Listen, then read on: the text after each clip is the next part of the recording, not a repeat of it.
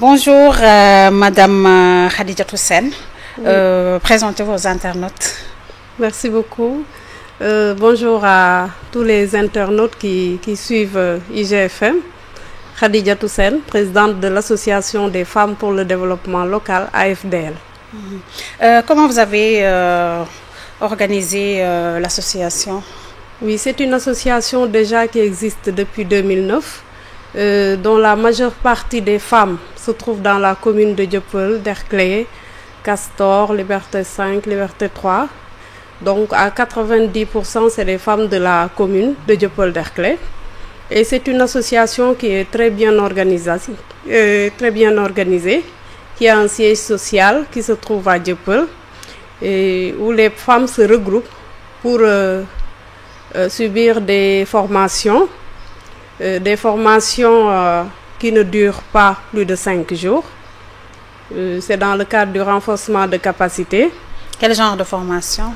Des formations qui tournent autour de la transformation des fruits et légumes, des produits, des céréales, de la savonnerie, des formations aussi mais aussi des sensibilisations sur les maladies dites féminines, comme le cancer du sein, le cancer du col, etc. Et des causeries aussi sur beaucoup de maladies qui touchent en général les femmes. Mais c'est une association qui a aussi 6 mutuelles d'épargne et de crédit, des mutuelles locales où les femmes viennent tous les mardis, mercredis et jeudis pour épargner et avoir des crédits qu'elles doivent payer en 3 mois. Ce qui leur permet d'être en plus actionnaires et sociétaires de la mutuelle et bénéficier des intérêts qui leur viennent de ces mutuelles. D'accord. Aujourd'hui, quels sont vos objectifs? Les objectifs, c'est en gros la promotion de la femme. Et la promotion de la femme, elle est importante actuellement au Sénégal parce que pratiquement tout tourne autour de la femme.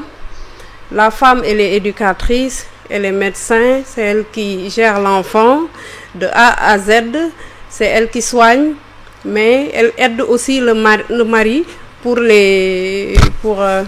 tout ce qui concerne les dépenses de la maison. Donc c'est une personne qui doit être entourée, qui doit vraiment être au centre même du développement du Sénégal. C'est la raison pour laquelle nous avons d'abord décidé de la former, ensuite de lui donner un crédit qui va lui permettre de pouvoir dérouler une activité tout en restant la plupart du temps chez elle, s'occuper des enfants et pouvoir développer cette activité-là qui lui permet de subvenir aux besoins de la maison. Vous préparez la 2e édition du gala de l'amitié le 1er février. Comment vous l'avez mis en place? Oui, en fait, depuis longtemps, nous avions un peu pensé à cet événement qui peut être très symbolique et une sorte d'émulation pour toutes les femmes du Sénégal. Parce que nous nous sommes rendus compte que le développement peut passer par l'amitié. Et quand on parle d'amitié, on parle de solidarité entre les femmes. Parce que de plus en plus, on note que l'amitié n'est plus vraiment ce qu'on entendait de l'amitié avec nos mamans, nos grands-mères, etc. Et à travers cette association, nous avons créé ce qu'on appelle le système de l'amitié par 2 personnes. En fait, c'est 2 femmes qui s'entraident pour des conseils, qui s'entraident sur le plan financier et qui mutuellement deviennent des conseillères pour l'une comme pour l'autre. Et cela nous a permis de développer beaucoup d'activités. Parce que dans l'association, nous avons des femmes qui ne veulent vraiment pas se montrer et qui sont en train d'aider d'autres femmes. C'est ce système-là que nous avons tenté de développer depuis 2016-2017 qui a permis à cette femme d'être autonome au niveau de la maison de la femme, c'est-à-dire de bénéficier de formation, de bénéficier de financement et de bénéficier d'aide. Mais l'aide viendra toujours de cette femme qui constitue dans l'association votre amie, que vous le sachiez ou que ça soit même des fois une amie inconnue dans le groupe qui vous regarde, qui sait que vous avez des problèmes et qui apporte de l'aide. Vous avez des partenaires ou vous travaillez avec l'État du Sénégal? La plupart du temps, nous avons eu à travailler avec quelques organisations, surtout pour les maladies qui touchent les femmes, comme l'ISCA, comme l'ANCS, etc. Mais en fait, nous avions tellement demandé d'aide,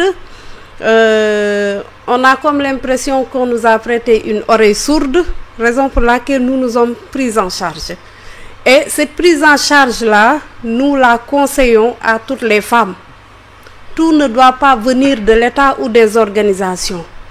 Par beaucoup de réflexions, beaucoup de montage, nous sommes parvenus à devenir à 80% des femmes autonomes. Vous allez dans l'AFDL, l'Association des femmes pour le développement local, pratiquement aucune femme ne va plus dans les SFD, c'est-à-dire les mutuelles financières décentralisées. On se suffit à nous-mêmes. Là, ce qu'on a créé, c'est une banque dans l'association où, en plus d'être membre de la banque, vous bénéficiez de tous les intérêts de la banque pour chaque année, ce qui nous permet d'avoir la formation sur place, d'avoir un bailleur qui se trouve être un membre de l'association, connu ou inconnu, et aussi d'avoir beaucoup d'aide venant de partout et même de votre amie qui est toute proche de vous. D'accord. Quelles sont les difficultés que vous rencontrez en général?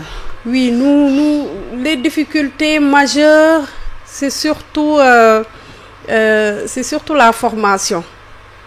Des fois, nous sommes même tentés de faire des échanges d'expériences avec d'autres associations parce que nous ne parvenons pas à avoir la qualité même dans la formation. Je prends l'exemple de la savonnerie. Nous faisons du savon pour le linge, nous faisons du savon pour la toilette, mais nous sentons réellement qu'il nous manque cette qualité où on pourrait, s'il y avait les facilités de l'État, par exemple au niveau de l'ONFP, au niveau de l'ITA, l'Institut de technologie alimentaire, par exemple pour les produits, la transformation des fruits et légumes. Donc il y a ce manque de perfectionnement.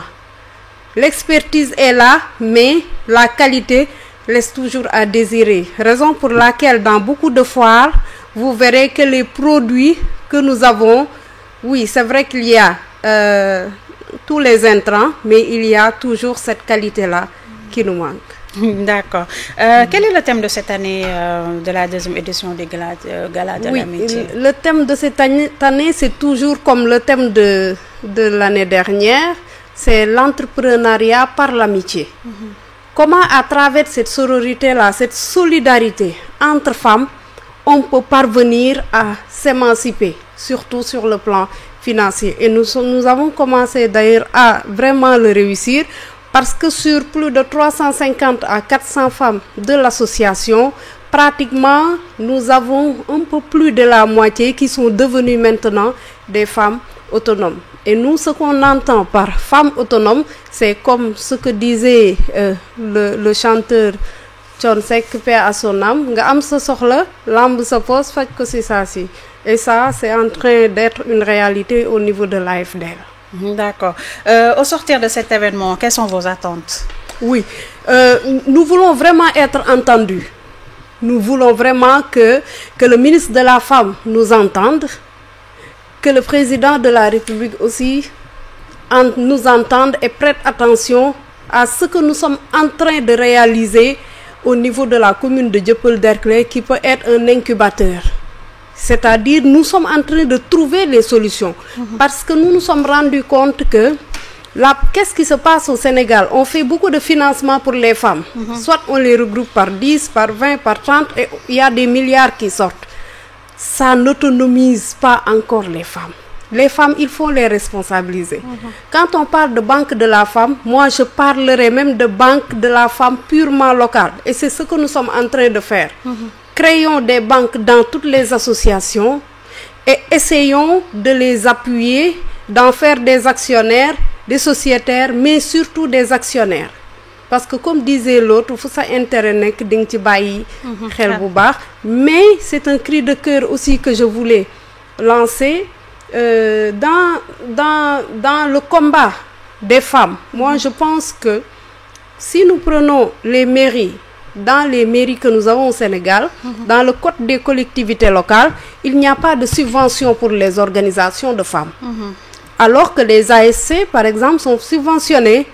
C'est un combat qu'il faut vraiment que les femmes leaders de ces pays puissent lancer et je pense qu'ils vont réussir. Si les femmes sont subventionnées, les organisations de femmes légalement constituées sont subventionnées chaque année, moi je pense que ça peut être quelque chose qui peut les booster vers l'autonomie. Vos perspectives en 2025? Les perspectives en 2025, c'est renforcer ce que nous étions en train de faire parce que les jalons sont déjà posés pour la formation, mais aussi pour l'autofinancement, avec l'exemple que nous sommes en train de faire. Donc, ces deux choses, c'est la formation et le financement. Vos projets dans le long terme? Nos projets, c'est aller au-delà du Sénégal, c'est être là véritablement où on peut faire compétir nos produits, les produits que nous avons, mais à condition que ces produits-là, soit la confection ou la fabrication, soit encadrés par l'État du Sénégal. Je pense que nous avons de bons intrants, nous avons de bons produits, mais il y a toujours cette qualité-là qui reste et ça, c'est juste un défaut d'encadrement que nous avons. C'est notre combat majeur aussi pour 2025. D'accord, votre dernier mot? Je vous remercie pour l'invitation parce que cela nous a permis d'être entendus déjà, c'est un premier pas et nous osons espérer que le Sénégal et le monde entier nous entendra et que c'est ça d'ailleurs la solution pour tous les financements que nous sommes en train de réaliser pour les femmes et qui n'aboutissent pas. Il faut responsabiliser les femmes. D'accord, un message pour toutes les femmes de l'Afrique. Tenez bon, les hommes ont tenté de faire le monde. Pourquoi pas les femmes maintenant? Merci beaucoup. Merci.